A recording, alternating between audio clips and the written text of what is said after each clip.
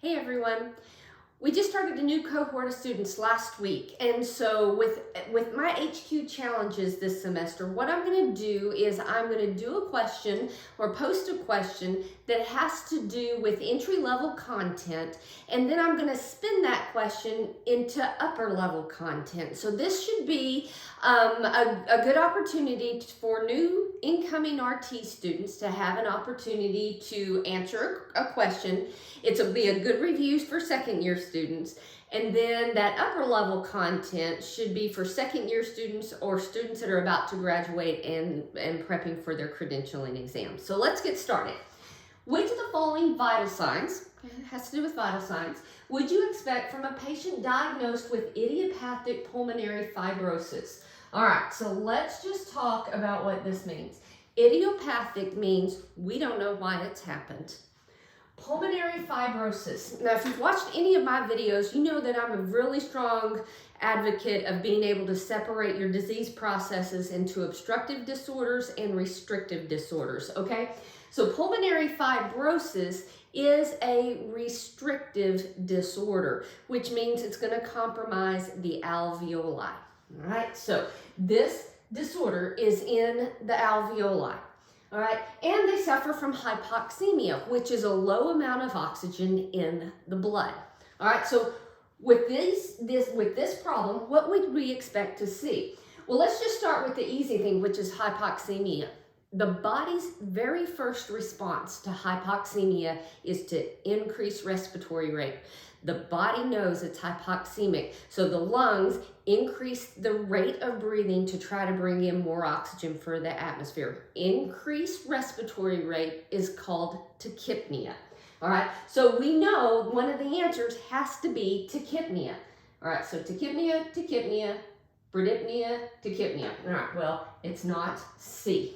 Okay, the patient has to be breathing faster. All right, so once the lungs are trying to bring in more oxygen from the system, the heart increases heart rate to try to circulate that blood to the tissues to provide more oxygen. So tachycardia, body's first response to hypoxemia will always be tachypnea and tachycardia. So now I have to say, okay, tachycardia, bradycardia? No, tachycardia. I've knocked two of them out. All right, and then this patient has hypoxemia. Or pulmonary fibrosis, pulmonary fibrosis. That is an alveolar disorder, but it is not an infectious disorder. So the patient will probably not have any temperature swings with this, okay? So they will not be hypothermic, which is a low body temperature, nor will they be hyperthermic, and we had already knocked that one out. So that leaves us with, oh, that should be afebrile. Tachypnea and tachycardia. That's what you should expect with the person that has idiopathic pulmonary fibrosis and hypoxemia. All right, let's spin that into an upper level content. Which of the following PFT results would be expected from the same patient? The patient that has pulmonary fibrosis, which is an alveolar disorder. What that really means is the alveoli are less compliant. They have a decrease in compliance. It means the alveoli they are stiff, okay?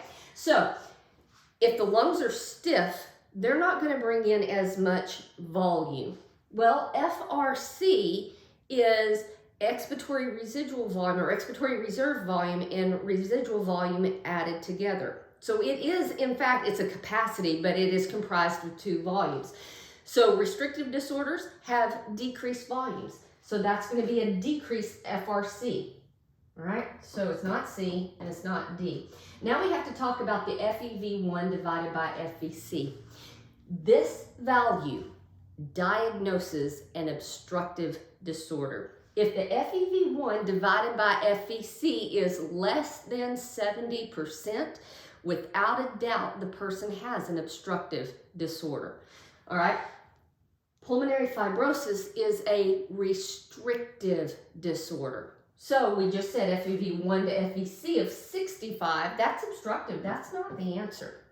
The answer is an FEV1 to FVC of 85%. What that means is the person is not obstructed, okay? They don't have an obstructive disease process and a decreased FRC. That's one of the diagnostics of a restrictive disorder. So there you go. First year, second year content. Stay tuned next week and we'll do another question. See you soon.